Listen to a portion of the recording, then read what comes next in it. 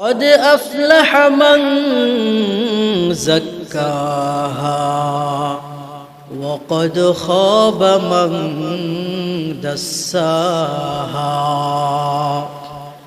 আল্লাহ পাক রব্বুল আলামিন পবিত্র কোরআনের এই আয়াতের মধ্যে বলেন, বান্দা কোন জিনিসের মধ্যে তোমার সফলতা, কোন জিনিসের মধ্যে তোমার বিফলতা আমি আল্লাহ বলে দিচ্ছি, শুনে নাও। قد أفلح من زكاها, যে তার কলবকে পরিশুদ্ধ করলো সেই হলো সফল, আর যে তার কলবকে কলুষিত করলো, পরিশুদ্ধ করতে পারলো না, সে হলো বিফল। কাজেই কলব পরিশুদ্ধ করা এবং না করার মধ্যে রয়েছে চূড়ান্ত সফলতা। আল্লাহ কোরআনের অন্য আয়াতের মধ্যে বলেন, ইয়াউমা লা ইয়ানফাউ মালু ওয়ালা বানুন ইল্লা মান আতাল্লাহা বিকলবিন সালিম। আল্লাহ কোরআনের এই আয়াতের মধ্যে বলেন, কাল কিয়ামতের ময়দানে সুস্থ একটা কলব নিয়ে যে আসবে সেই হলো সফল। কিয়ামতের ময়দানে কোনো ধন সম্পদ কাজে আসবে না, কোনো সন্তান কাজে আসবে না, কোনো কিছুই কাজে আসবে না।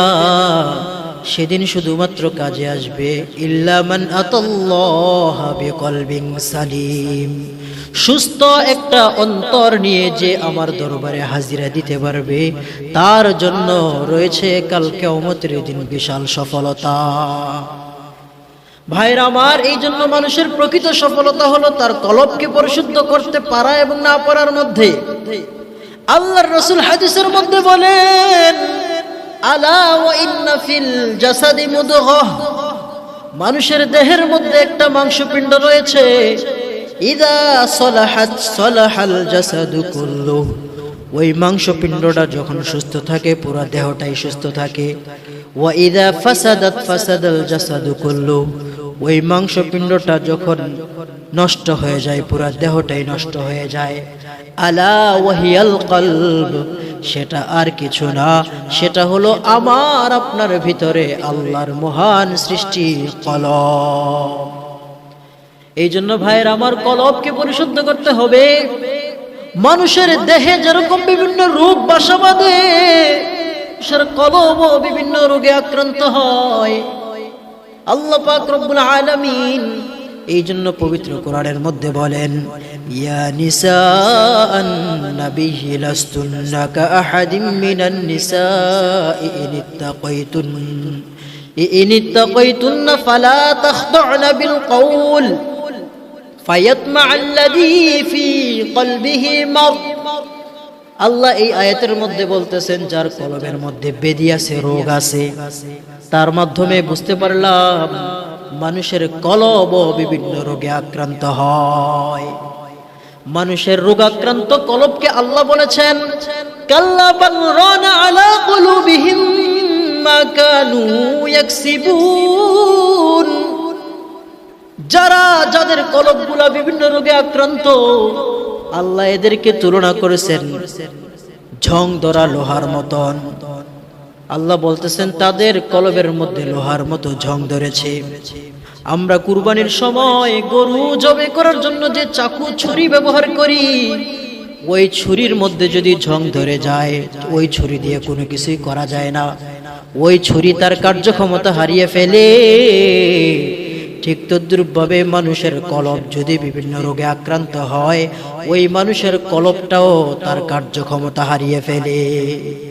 তখন ওই কলব দ্বারা কোনো ভালো কাজ ভালো লাগবে না, খারাপ কাজ করতে মন চাইবে, টিভি দেখতে মন চাইবে, মসজিদে আসতে মন চাইবে না, কোরআন শিক্ষাটাকে অনর্থক মনে হবে, মসজিদের সময় দেওয়াটাকে অনর্থক মনে হবে। কারণ কি?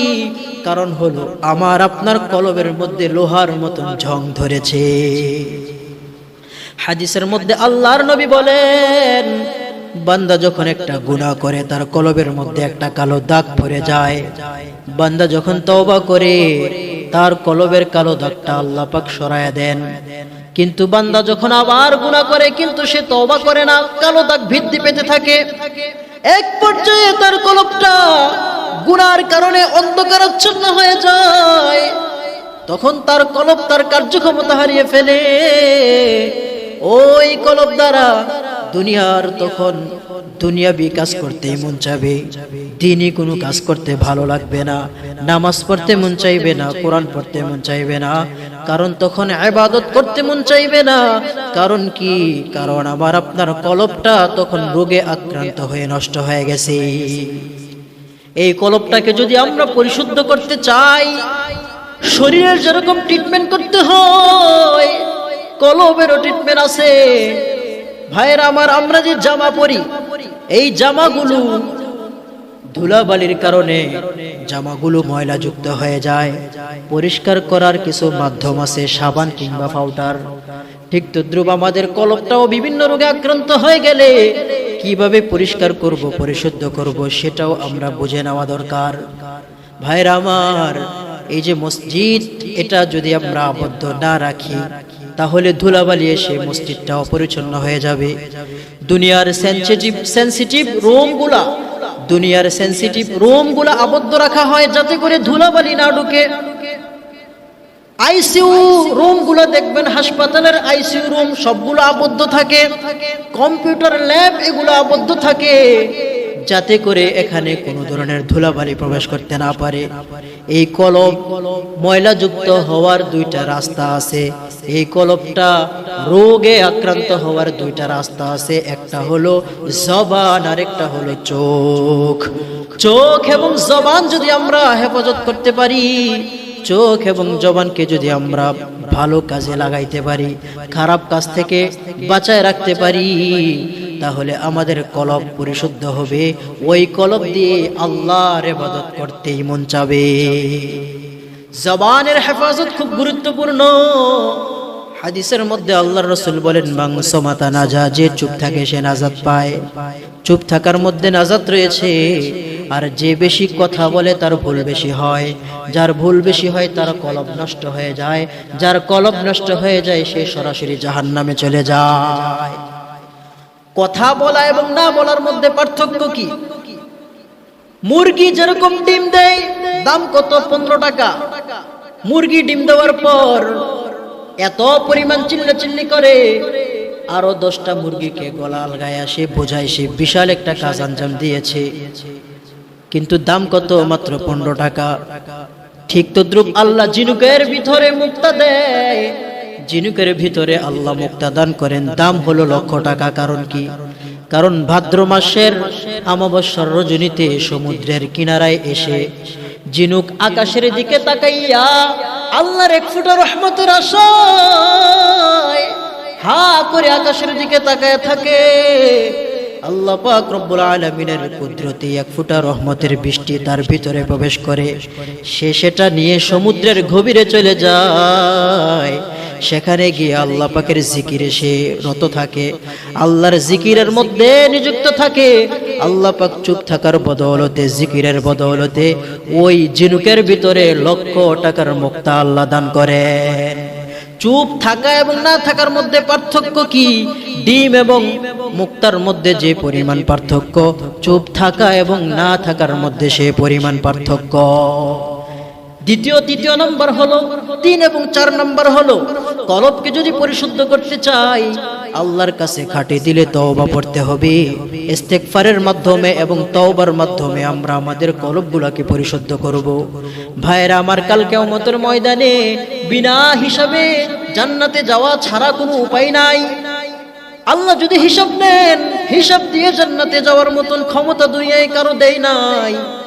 এই জন্য যদি আমরা খালেস দিলে তওবা করি, আল্লাহর রাসূল বলছেন, আত্তাইবু মিনাদ যামবি কামান লা যামবা লাহ, যে তার গুনাহ থেকে খাঁটি দিলে তওবা করবে, আল্লাহ তার গুনাহগুলোকে এমন ভাবে মাফ করে দিবেন যেন সে জিন্দেগিতে কোনোদিন গুনাহই করে নাই। বাচ্চারা ব্ল্যাকবোর্ডে চক দিয়ে লেখলে, মুছে ফেললে ডাস্টার দিয়ে, যেরকম মনে হয় কোনো লেখাই হয় নাই। বান্দা যদি তওবা করে, তওবা করার মাধ্যমে আল্লাহ বান্দার গুনাহগুলোকে এমন ভাবে মাফ করে দিবেন, তার গুনার খাতাগুলো যখন দেখানো হবে মনে হবে জিন্দেগিতে সে জীবনে কোনো দিন কোনো গুনাহই করে না।